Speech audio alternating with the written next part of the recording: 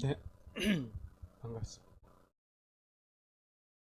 오늘 감옥으로부터의 탄식, 세례 요한이라는 점을 가지고 오늘 본문을 통해서 하나님께서 우리 주시는 말씀이 있으시겠죠. 그 말씀을 듣고 또 하나님께 더 나아가는 시간이 되면 좋겠습니다. 오늘날은 소비주의의 문화 시대라고 하죠. 그래서 우리가 다 아는 말이 있습니다. 나는 소비한다. 고로 존재한다. 소비함으로써 내가 원하는 것을 마음대로 삼으로써 우리는 엄청난 존재감을 느끼고 행복감을 느낍니다. 이 말, 소비한다 고로 나는 존재한다. 이 말은 어디서부터 유래한 건지 다 알죠? 17세기 철학자 데카르트입니다. 데카르트는 근대 철학의 아버지로 알려져 있죠. 코기토 에르고, 나는 생각한다 고로 존재한다. 이 말은 인간 이성의 우월성을 강조한 말입니다. 그 당시는 유럽 사회는 로마 카톨릭 아니면 개신교의 이 막강한 영향 아래 있었죠. 그래서 하나님 없이 살 수 없는 시대다 얘기할 수도 있겠는데, 이 데카르트는 그런 시대에 어떻게 보면 정말 답답한 시대일 수도 있어요. 근데 그런 시대에 하나님 없이도 살 수 있는 가능성, 그것을 활짝 열어주는 그런 말을 던진 거죠. 사실 데카르트는 독실한 기독교인이었어요. 그러나 의도치 않게 인간 이성의 무한한 힘을 일깨워준 그런 철학자가 된 거죠. 그래서 근대 철학의 아버지다 합니다. 여러분 생각해 보세요. 인간만이 그렇게 할 수 있어요. 하나님을 의심할 수 있어요. 인간만이 그렇게 할 수 있어요. 하나님을 버릴 수도 있어요. 모든 자연과 동식물들은 절대로 그렇게 할 수가 없어요. 그런데 인간은 그렇게 할 수 있어요. 축복입니까? 저주입니까? 잘 모르겠어요. 사실 자유의지는 하나님께서 인간에게 주신 선물이잖아요. 그런데 인간이 타락하면서 이 선물이 오히려 하나님께 등을 돌리는 무기가 되는 거죠. 여러분, 오직 생각하고 사유하는 인간만이 하나님께 등을 돌릴 수 있습니다. 그런데 언제 인간이 그렇게 하나님께 등 돌리기가 쉬울까요? 아무래도 평안할 때는 그러지 않겠죠. 극단적인 어떤 상황에 몰리게 될 때 우리 생각이 엄청 깊어지면서 뭔가 결단을 내리죠. 우리 사회에 말도 안 되는 비극이 일어나거나 억울한 일이 발생하면 보통 이성을 가진 사람들은 이런 생각을 많이 하잖아요. 봐라, 이것이 하나님이 없는 증거 아니겠냐. 하나님이 있다면 어떻게 이렇게 비참한 일이 일어나고 이렇게 억울한 일이 일어날 수 있겠냐. 그래서 세계 1, 2차 세계대전 때 글, 영화 이런 것들 보면은 무참히 죽어가는 이 살육의 현장에서 하나님을 버리는 사람들이 종종 나와요. 왜냐하면 자기는 하나님은 살아계시고 창조주고 사랑이시고 이 세계를 운행하신다고 믿고 있는데, 아니 그 하나님이 진짜 계시다면 어떻게 이런 비극이 일어나냐. 이건 정말 있을 수 없는 일 아니냐. 이건 하나님 없다는 증거다. 그렇게 하는 거죠. 여러분, 세상을 살다 보면요, 믿는 사람이나 믿지 않는 사람이나 다 고난을 겪습니다. 고난이 많아서 기독교를 떠나겠다 하면 이게 잘못 짚은 거죠. 또 나는 고난 없이 살고 싶다, 십자가 지기 싫다 하고 세상으로 나가면 역시 잘못 짚은 거죠. 고난은 어디든 다 있어요. 세상 사람들도 무수한 고난을 겪어요. 하나님 안 믿어도 고난은 다 겪는 거죠. 하지만 하나님 믿는 사람에게는 제가 볼 때 고난에 플러스 알파가 있다, 이런 생각을 해보게 됩니다. 뭐냐면 영적인 갈등이에요. 안 믿는 사람은 하나님 생각 안 하니까 힘들면요, 그냥 그거 자체만 고민하면 돼요. 힘든 것만. 이거 어떻게 해결하지? 이러면 돼요. 그런데 하나님 믿는 사람들은 하나님을 생각해. 그 순간에 왜 하나님은 나에게 이런 고난을 주시지? 왜 하나님은 방관만 하고 계실까? 특별히요, 제대로 믿어보고자 할 때는 전에 없던 십자가도 져야 하는 이런 일들이 벌어져요. 힘들죠. 오늘 본문은 그런 문제를 좀 생각해 보게 하고요. 또 그런 그 피할 수 없는 고난 속에서 우리 믿는 사람들이 있는데, 우리가 어떻게 하는 게 주님이 바라시는 거, 또 혹시 어떤 해결책이 있는 건 아닐까, 우리가 한번 생각해 보기를 원합니다. 오늘 본문이 짧지 않은데요, 저는 먼저 12절부터 이렇게 시작을 하려고 합니다. 12절을 한번 같이 읽어볼까요? 세례 요한의 때부터 지금까지 천국은 침노를 당하나니 침노하는 자는 빼앗느니라. 여러분, 이 말씀 잘 아시죠? 유명한 말씀이에요. 그런데 이해를 잘 하고 계시나요? 많은 사람들은 이 말씀을 천국은 어떤 곳이냐, 믿음을 가진 사람들이 막 공격적으로 차지하는 것이다, 그렇게 이해를 하고요. 그래서 천국은 믿음으로 전진에 들어가는 것이다, 그렇게 해석을 하죠. 근데 이번에 제가 말씀을 준비하면서 다시 살펴보니까 그것도 뭐 틀린 건 아니에요. 성경 전반적인 어떤 맥락상에 그렇게 해석해도 큰 문제는 없다고 봐요. 그럼에도 불구하고 좀 더 문맥상 정확한 해석이라고 하면 그거보다는 이게 더 낫겠다, 이런 생각을 했어요. 뭐냐면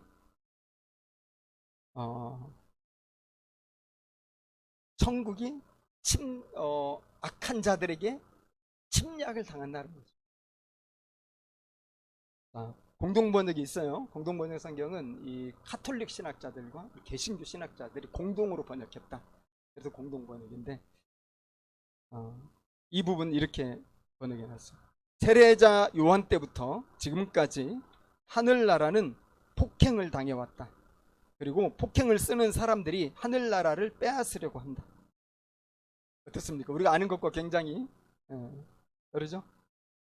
공동번역뿐만 아니라요, 성경 원어를 연구한 학자들 중에는요, 이 구절은 믿음으로 천국을 침노한다, 이런 뜻보다는 하나님의 나라가 원수들에 의해서 항상 침략을 당하고 있다, 이렇게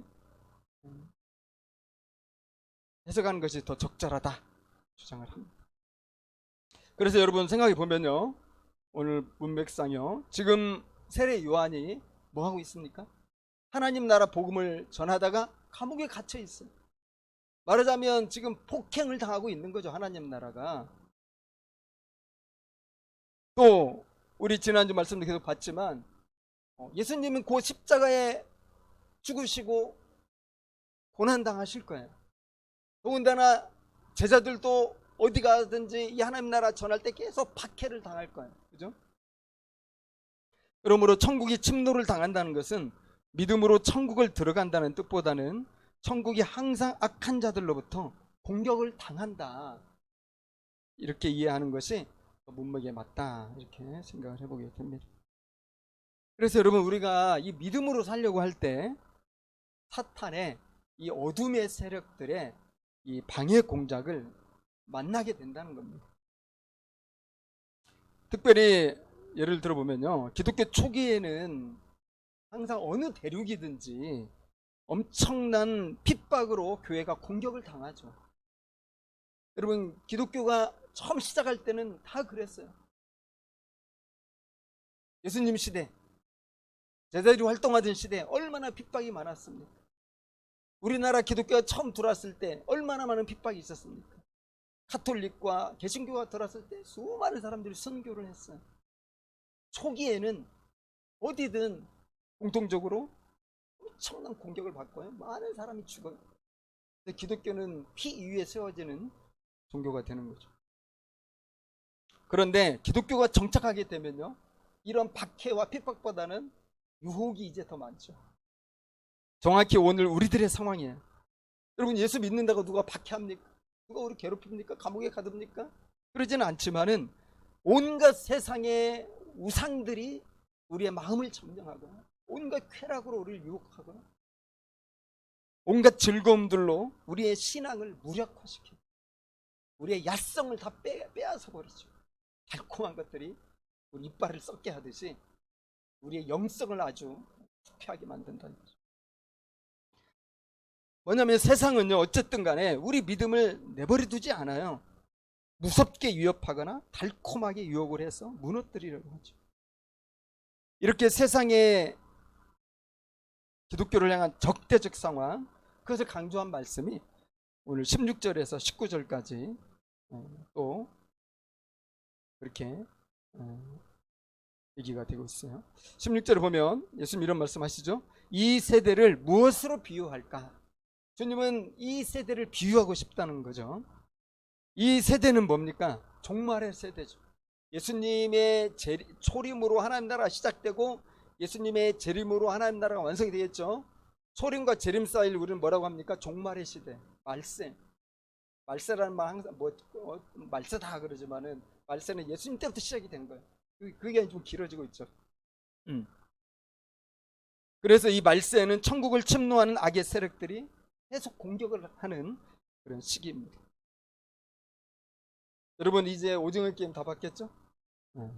우리나라 드라마인 오징어 게임이 벌써 뭐 한 달 정도 된 것 같은데도 여전히 세계를 휩쓸고 있다고 하고요. 아까 뭐 할로윈 얘기했지만 그 의상과 뭐 그런 것들이 유행이라고 합니다. 예수님도 당시 아이들이 하던 게임 있잖아요. 아이들 게임을 가지고 이 세대를 설명을 하셨어요. 그 당시 아이들이 하던 게임은 뭐냐면 잔치집 놀이와 장례식장 놀이가 있어요. 잔치집 놀이는 뭐냐면 아이들이 막 한쪽에서 피를 불면 한쪽에서는 막 춤을 추는 거죠. 이게 장단이 맞아야 되는 거예요. 그러다가 한쪽에서 막 울면은 또 한편에서는 막 가슴을 치는 거죠. 이게 이제 아이들이 그 당시 놀이하던 그런 게임인데, 예수님이 그것을 비유로 이 시대를 이야기하는, 그 세대를 얘기하는데요. 세례 요한이 마치 장례식 놀이 같은 걸 한 거잖아요. 자주 금식하고 철저히 절제하면서 즐기지 않았어요. 아주 경건하게 살았잖아요. 그때 바리새인과 서기관들 뭐라고 했습니까? 귀신 들렸다고 비난을 했어요. 존경하지 않고. 자, 예수님은 무슨 놀이를 했냐면 결혼식 놀이처럼 예수님이 했어요. 예수님이 가는 곳마다 먹고 마시고 포도주도 마시고 즐겼죠. 그랬더니 이번에는 이 바리새인과 서기관들이 봐라, 타락한 세리와 죄인들의 친구 아니냐 하면서 아주 맹비난했죠. 여러분, 뭘 해도 비난을 받아요. 특별히 권력과 부와 힘을 가진 사람들이 그렇게. 여러분, 바로 이것이 우리가 속한 이 종말의 시대의 모습이라는 거죠. 그래서 우리가 신앙생활 제대로 하려고 할 때요, 부딪힐 수밖에 없고요. 우리가 고난을 피하는 게 사실 어렵다는 거죠. 여러분, 우리는 모두 하나님 믿으면서 하나님에 대한 삶의 기대를 갖잖아요. 여러분, 하나님 믿으면서 어떤 삶에 대한 소망을 갖습니까? 하나님께서 축복해 주시길 바랍니다. 우리는 축복해 주시길 바라고, 가정이 정말 평안하길 바라고요. 아이들도 건강히 잘 자라길 바라고, 교회도 항상 잘 되기를 바라고, 사업도 잘 되고 뭐 성공하기를 바라죠. 꼭 그런 세상적 기대가 아닐지라도요, 내가 믿는 우리 하나님께서 이 세상을 정말 정의로운 세상으로 만들어 주시길 바라고, 이 세상을 정말 아름답게 만들어 주시기를 또 기대하고 그러잖아요. 그런데 우리가 이 세상을 살면서 이 세상이 그렇지 않다는 것을 어느 날 아주 심각하게 깨닫는 때가 있는 거죠. 거기서부터 이제 갈등이 시작이 되는데요.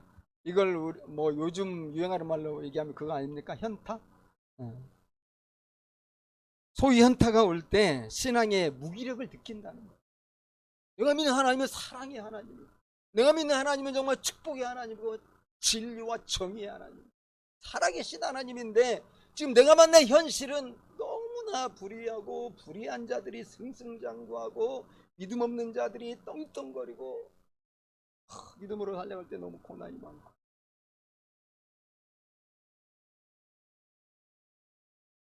오늘 본문에서 세례 요한이 그런 상황에 놓여 있는 걸 우리가 봅니다. 여러분 2절부터 시작이 되죠. 세례 요한이 헤로드 왕이 동생의 아내를 자기 아내로 삼았잖아요. 그것을 범죄라고 지적을 했어요. 용감하게. 그랬더니 헤로드 왕이 감옥에 가둬버렸어요. 감옥 생활을 하던 세례 요한이 자기 제자들을 예수님께 보낸 겁니다. 보낸 이유는 딱 한 가지 질문 때문에, 질문 하나 하려고 굳이 그렇게 제자들을 불러가지고 심부름을 시켰어요. 그 질문이 뭐였습니까, 여러분? 2절에 오실 그이가 당신입니까? 아니면 다른 사람을 기다려야 됩니까? 메시아에 대한 얘기죠. 당신이 메시아 맞아요? 아니면 우리가 진짜 메시아를 다시 기다려야 됩니까? 하는 거죠. 왜 그런 질문 할까요? 여러분 평이한 문장처럼 보이지만 저는 이 세례 요한의 메시지가 매우 큰 탄식과 울부짖음으로 들립니다. 우리가 세례 요한을 잠시 생각해 보면 좋을 것 같습니다. 세례 요한이 갑자기 유대광야에 등장했죠. 약대 털옷 입고 또 지팡이 들고 그저 이 들에서 나는 꿀 이렇게 수거해 가지고 먹으면서 뭐였습니까? 천국이 가까웠으니 회개하라 하고 광야에 외치는 자의 소리가 되어 일가라는 그런 메시지를 전했어요. 특별히 세례 요한이 이 강조하면서 전한 메시지 핵심이 뭐냐면 회개하라는 건데, 왜 회개해야 되냐? 하나님의 심판이 지금 임박해 있다. 하나님의 무서운 진노가 지금 쏟아지기 직전이니까 지금 그렇게 살지 말고 빨리 회개하라.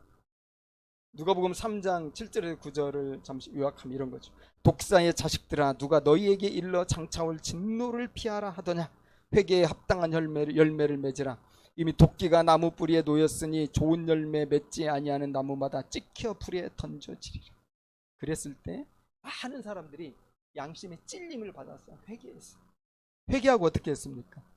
그 메시지를 듣고 다 회개하고 세례를 받았잖아요. 그래서 요단강가에 막 전국에서 다 몰려와서 세례 요한에게 앞에서 무릎 꿇고 또 물속에 탁 떠나오면서 회개의 세례를 받게 되죠. 그래서 세례 요한으로 말미암아서 조용하던 이스라엘에 엄청난 회개 운동의 센세이션이 일어나게 된 겁니다. 그들이 세례 받은 이유는 그거 하나예요. 무서워서. 하나님의 심판이 이제 막 닥쳤다고. 그러니까 그 세례 요한의 저 모습을 보니까 막 엘리야 선지자 같이 느껴져가지고, 엘리야 선지자가 갈멜산에서 850명의 우상 숭배자들 다 죽였잖아요. 그런 그 엘리야처럼 느껴지니까 이게 막 현타가 오는 거죠. 그래서 야, 이거 지금 회개하지 않으면 우리도 죽겠네. 그리고 결정적인 순간에 세례 요한은 이 심판을 완성할 메시지가 내 뒤에 온다.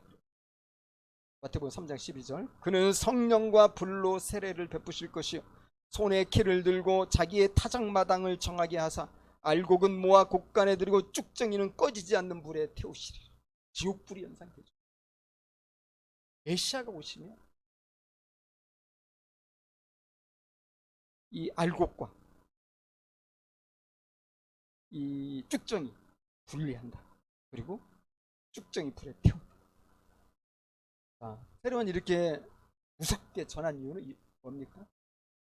그것은 세례 요한이 그것을 믿고 있기 때문에, 그렇게 될 거라고 확신을 갖고 있기 때문에 아주 단호하게 전했고, 너무 메시지가 단호하니까 확신 있게 전하면 단호하게 전하고 단호하게 선포가 되면 듣는 사람도 막 떨림으로 들을 수 있는 거잖아요. 그러니까 다 회개하고 세례를 받는 거죠. 그리고 확신이 있기 때문에 헤로드 왕의 그 악행도 두려움 없이 지적한 거예요. 그리고 감옥에 갇혔지만 세례 요한은 후회하지도 않았고요, 두려워하지도 않았습니다. 왜 그렇습니까? 믿었기 때문에. 이제 메시아가 오시면 예수님께 세례까지 줬잖아요. 이제 그 예수님으로 말미암아 하나님의 심판이 이루어질 것이다. 이런 확실한 소망이 있었기 때문에 두려워하지 않았죠. 그런데 그 답답한 감옥 속에서 세례 요한이 들은 이 소식이 뭐냐 이거예요. 기대하던 진노의 심판은 이루어지지 않고 있다는 거예요. 제자들을 풀어서 소식을 알아보지.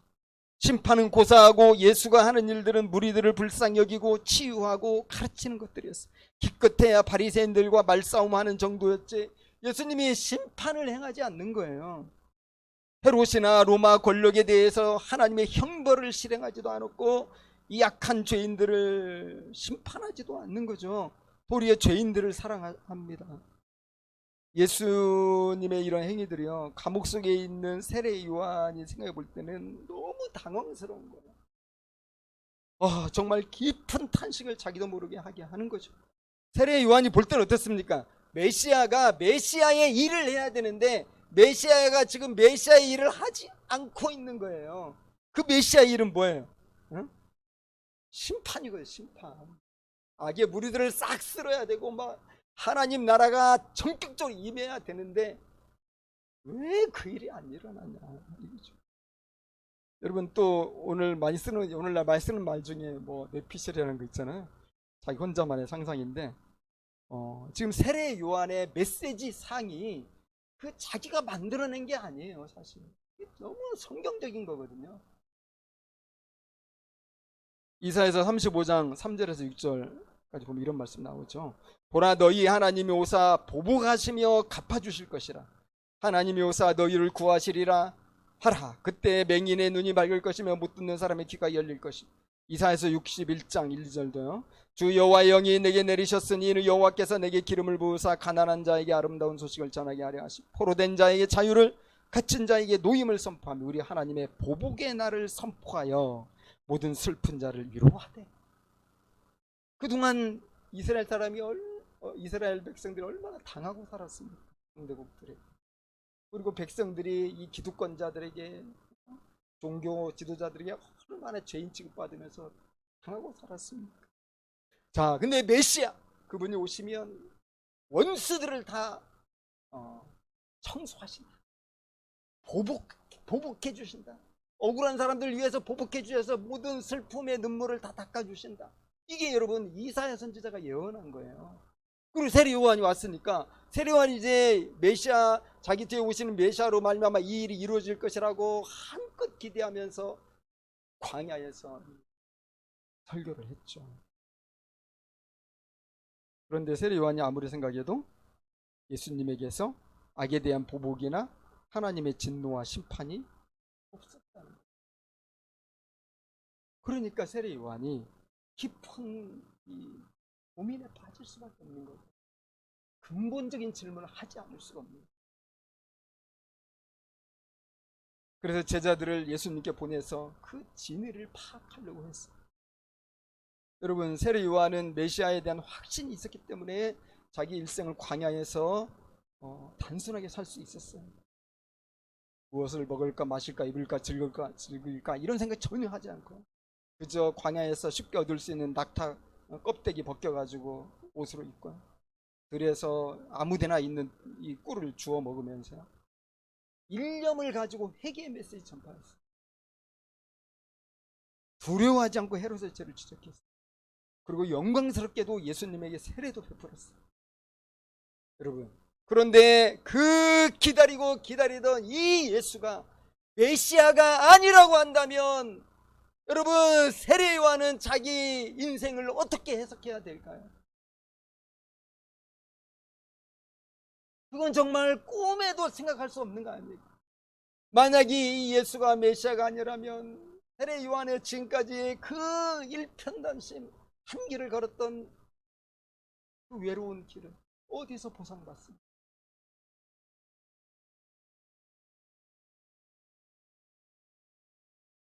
속으로 탄식했게 도대체 내가 믿었던 것은 무엇이고 내가 지금까지 살아왔던 삶은 도대체 무엇이란 말일까?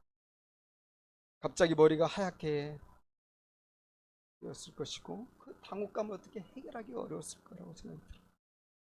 어떻게 보면 이 세례 요한에게 신앙의 이기가 왔다 할 수 있겠죠. 그래서 제가 좀 보냈거든요. 야, 저 예수님께 좀 물어봐라. 좀 내가 미치겠다. 그런데 예수님께서 해주신 그 답을 보니까 이 답이 또 명확하지가 않아요. 예수님이 의심하지 마. 내가 바로 그 메시아 이렇게 하면 참 좋을 텐데. 아니면 반대 나 아니야. 더 기다려야 돼. 근데 예수님은 4절 5절 보는 것처럼 지금 일어나고 있는 일들 너희 스승에게 얘기해라. 알았죠? 뭐 다 아는 얘기예요 사실. 예수님은 그거보단 더 강조한 말씀이요. 6절입니다. 누구든지 나로 말미암아 실족하지 아니하는 자는 복이. 여러분 감옥 속 세례 요한은 실족했을까요?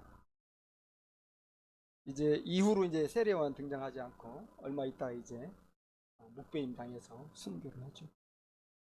잘은 모르겠지만 세례 요한은 아마 깊은 묵상 가운데서 성령의 도우심으로 하나님의 나라를 온전히 이해하는 그런 기회를 갖게 됐을 것이라고 믿습니다. 여러분 우리가 실족하거나 시험에 들잖아요. 그런 거 그래서 우리가 하나님을 등지기도 하기도 하는데 그런 것들은 예수님 때문에 일어나는 일이 아니고 하나님이 뭐 부족해서 일어나는 일이 아니잖아요. 100%가요 우리 자신들의 문제. 실족하게 되고 시험에 들면 데카르트가 말한 그 스스로의 이성과 합리성과 자유의지 총동원해 가지고 깊이 생각해서 내가 스스로 그리로 들어가는 거예요. 여러분 세례 요한에게 문제가 있었던 건 아니라고 봅니다. 사실 모든 인간이 가진 한계를 세례 요한이 보여준 거예요. 7절에서 15절까지 보면 상당히 길게 예수님은 이제 제자들 돌려보낸 후에 세례 요한에게 완전히 극찬을 하시잖아요. 여자가 낳은 자 중에 가장 위대한 자다. 구약의 말라기 선지자가 오리라고 예언했던 그 훌륭한 선지자가 바로 이 세례 요한이다. 엘리야다. 얘기했거든요. 여러분 예수님에게도 문제가 없지만요. 세례 요한에게도 문제가 없어요. 단지 인간의 연약함과 한계가 드러나는 거예요. 세례 요한이 이해하지 못한 게 있죠. 뭡니까 여러분? 하나님 나라에 대한 것.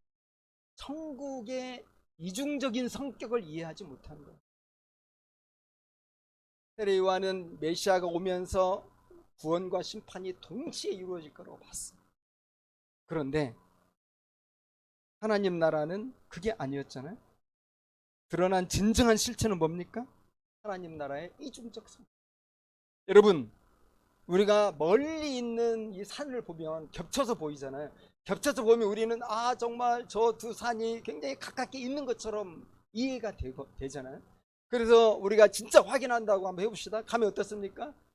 멀리서 봤을 때 이것이 딱 붙어 있는 것처럼 보였지 가까이 가니까 이 산과 산 사이가 수백 미터가 되는 거예요. 넘어서 수십 킬로가 되기도 한다는 거예요. 그 사이에 막 마을이 있어요. 도시가 있어요. 그겁니다. 세례 요한을 비롯해서 당시 메시아를 기다리던 많은 사람들은 하나님의 나라가 당장에 임하고 끝날 것이라고 생각했지만 하나님 나라는 이중적으로 임한다는 거죠. 예수님의 첫 번째 오심이 끝이 아니라 두 번째 오심도 있다는 것이죠.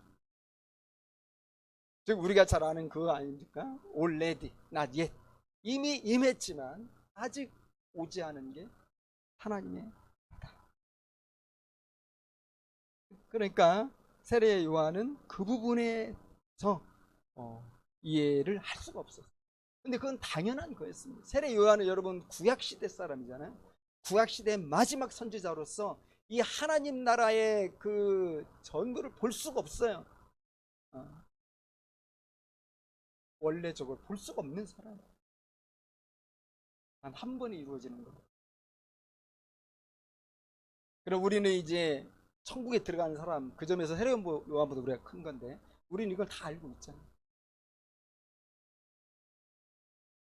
여러분 우리가 배워야 할 점입니다. 요한이 이해할 수 없는 고난을 당했을 때, 예수님에 대해 이해할 수 없을 때 어떻게 했냐 하는 겁니다. 예수님을 직접 찾아갈 수 없었기 때문에 굳이 제자들을 파송까지 했습니다. 그리고 자신의 속마음을 털어놓았고 답을 요구했죠. 답해주세요 예수님. 단도직입적으로 캐물었죠. 여러분, 세례 요한이 믿음이 없어가지고 지금 의심하는 겁니까? 지금 세례 요한은 진정한 믿음이 무엇인가를 우리에게 보여주고 있는 겁니다. 여러분, 우리가 덮어놓고 믿고 질문 없이 믿는 이런 것들이 정말 믿음 좋은 것 같지만 그건 진짜 믿음이 아니에요. 언젠가는 그런 믿음은 흔들리게 되어 있고 뒤집어지게 되어 있어요. 그래서 우리는 믿을 때 질문하면서 믿어야 되고요, 어떤 때는 의심하면서 믿어야 되고요. 이것이 진짜 믿음이라는 거예요. 여러분, 우리 삶은 어떻습니까? 항상 우리가 맞닥뜨리는 문제가 그거 아니에요? 신앙적인 이상과 현실에서의 괴리감이에요. 하나님은 분명히 이런 분인데 지금 하나님 믿고 살아가는 나의 현실은 전혀 그것과 다르다. 그럴 때 우리는 괴로워지는 거예요. 그래서 신앙생활 이런 것이 다 배웠는데 직장에 가서 그렇게 하려니까 이게 안 통하는 거죠. 엄청난 간극을 우리가 느끼게 되면서 갈등과 고민이 생기는 거예요. 어떻게 해야 돼요? 그 사이를 우리가 어떻게 메꾸는가 되게 중요해요. 성경의 가르침과 현실 세계에서 차이오는 이 갈등 문제를 우리가 해결 안 하면 어떻게 됩니까? 우리는 썬데이 크리스천이 되는 거예요. 우리는 그저 그런 무늬만 기독교인 되는 거고요, 굉장히 위선된 기독교인이 되는 거예요. 교회에서는 그렇게 아름다운데 세상에 나가면 그렇게 독종이 되는 거죠. 인지부조화라는 말도 적용해 볼 수 있겠네요. 그래서 우리 삶이 헷갈려요. 그래서 결국 우리는 어떻게 살게 되죠? 주저주저하고 머뭇머뭇 하면서 현실과 타협하며 살게 돼요.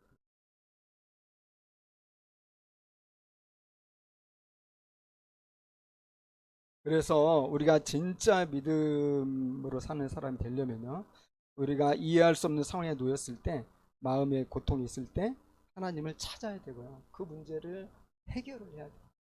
왜 이런 것인가? 그래서 우리가 답을 얻을 때 우리는 굉장히 밝고 맑은 자세로 일관된 삶을 살 수가 있어요. 위에서 세상에서.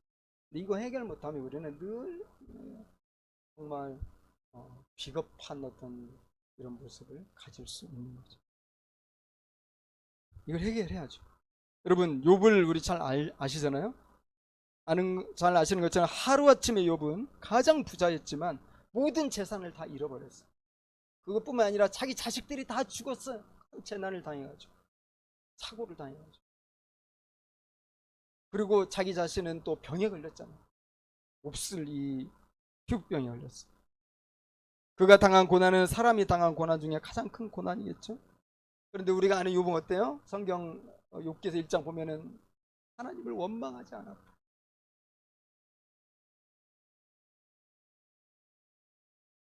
1장 21절에 이렇게 되어 있어요. 내가 모태에서 알몸으로 나와 싸운 적 또한 알몸이 그리로 돌아가올지라. 주신 이도 여호와시요 거두신 이도 여호와시니 여호와의 이름이 찬송을 받으실지니라. 와, 정말 너무나 놀라운 믿음 아닙니까?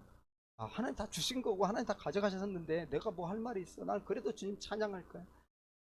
진짜 신앙의 극치가 아닐 수 없습니다. 그런데 여러분, 욥기서 1장이 그래요. 뒤로 가면 어떻게 되죠? 욥기가 막 40장이 넘어가는데 뒤로 가면 갈수록 욥이 심각해집니다. 처음엔 그랬는데 나중에 욥이 그거 못 지켜요. 엄청 하나님 원망합니다. 심지어 어떤 말까지 하죠? 자기 생일을 저주를 해요. 와, 내가 왜 태어났냐? 자기 생일을 저주하고요. 내가 이렇게 살려고 했다면 차라리 내가 엄마 뱃속에 있을 때, 그때 내가 이 잉태되었을 때 엄마 뱃속에서 딱 죽었으면 좋았는데 내가 도대체 태어나가지고 이 고생을 다 하는구나. 이 욥이 한 말이에요. 그리고 욥기서 31장 35절에 보면 하나님께 기가 막힌 얘기도 하거든요. 누구든지 내 변명을 좀 들어달라. 내가 여기 서명할 테니 전능자 하나님이 나한테 대답하기를 내가 간절히 원한다. 나를 고발하는 자가 있다면 그에게 고소장을 쓰게 하라. 내가 이렇게 하는데 나 고발하라는 거야. 하나님께 고소장 써가지고. 지금 내 심정이 이렇다는 거예요. 여러분 그 심각성 알겠습니까? 그런데 이런 욥의 모습이요, 신앙이 흔들리고 믿음이 타락한 게 아니라는 거예요. 연약한 인간의 한계의 모습. 왜냐하면 성경에서요, 욥을 하나님이 정죄하지 않아요. 이 믿음이 없구나 그러면서 하나님께서 책망도 하지 않아요. 그런 욥을 하나님이 만나주시. 대답을 듣기 원합니다. 나 지금 열받았습니다. 하나님이 외면하는 게 아니라 찾아오셔요. 답을 주시죠. 근데 오늘 예수님처럼 하나님은 고난에 대해 직접적인 답을 주시지는 않아요. 단지 하나님은 얼마나 크신 분인지 욥이 알아듣도록 말씀을 하세요. 동문서답일 수도 있어요. 예수님 오히려 질문을 던지죠. 무슨 질문이죠? 욥아, 내가 천지를 창조하고 땅의 기초를 쫙 깔 때 너 어디 있었니? 어디 있었어요? 대답을 할 수가 없어요. 내가 바다를 창조하고 이 바다가 터져 나오게 하고 또 그 바다를 문을 만들어 가두어 놓을 때 너는 어디 있었고 무엇을 하고 있어? 누가 홍수를 위하여 물길을 터주었으며 우레와 번개기를 내어줄 수가 있느냐? 누가 사람 없는 땅에 사람 없는 광야에 비를 내리며 황무하고 황폐한 토지를 흡족하게 할 수가 있느냐? 너는 별자리들을 각각 제때에 이끌어낼 수 있으며 북두성을 다른 별들에게 이끌어갈 수 있겠느냐? 네가 하늘의 궤도를 아느냐? 하늘로 하여금 그 법칙을 땅에 베풀게 하겠느냐? 이거 제가 잠깐 얘기한 거고요. 이 40장 그쪽 어간에 보면은 몇 장이 다 나와요. 동물 얘기도 진짜 많아요.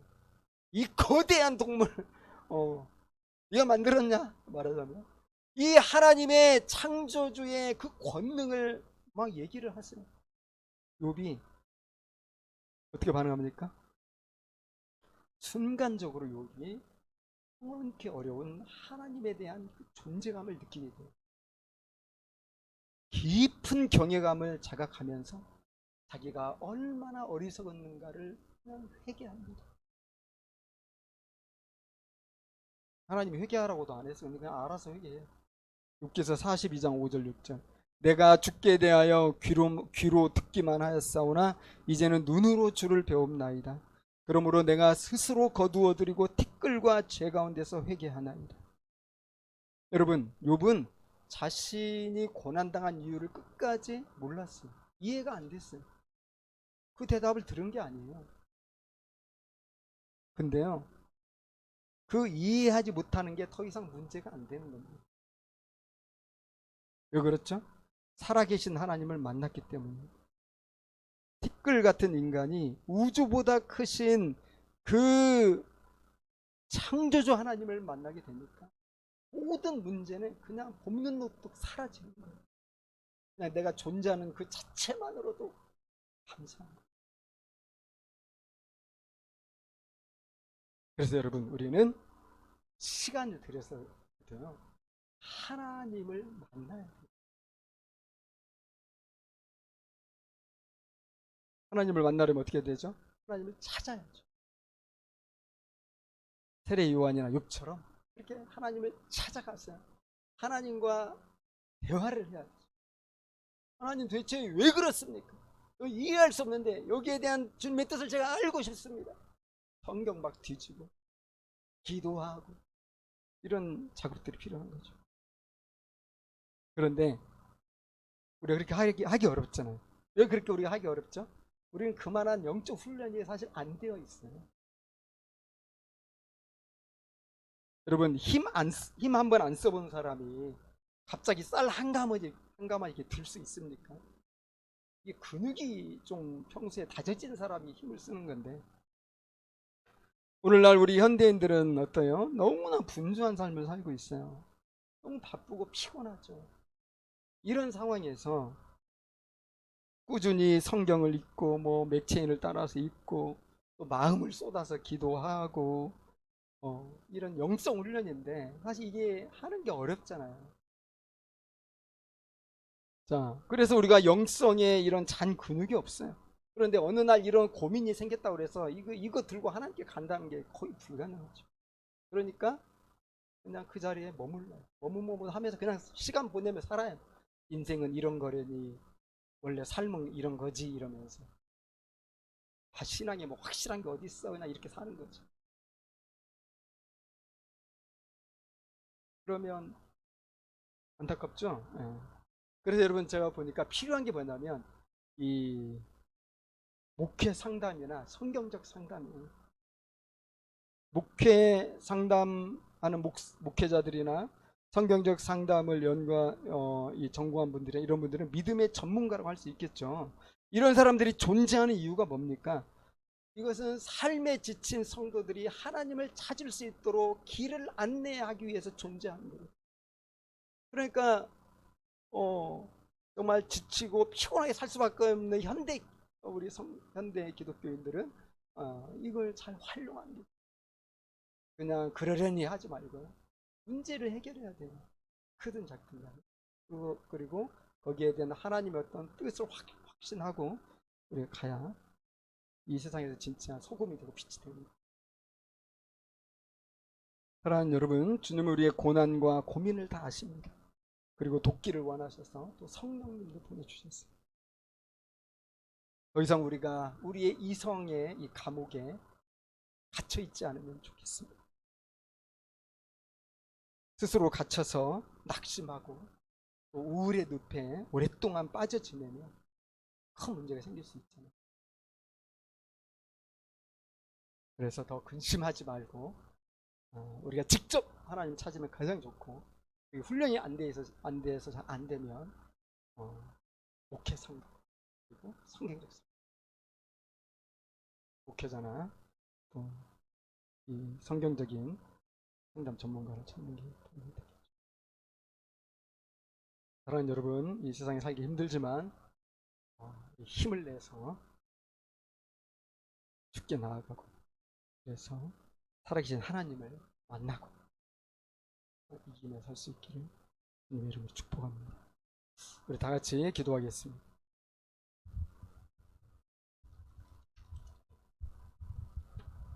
어떻게 보면 우리는 끊임없는 이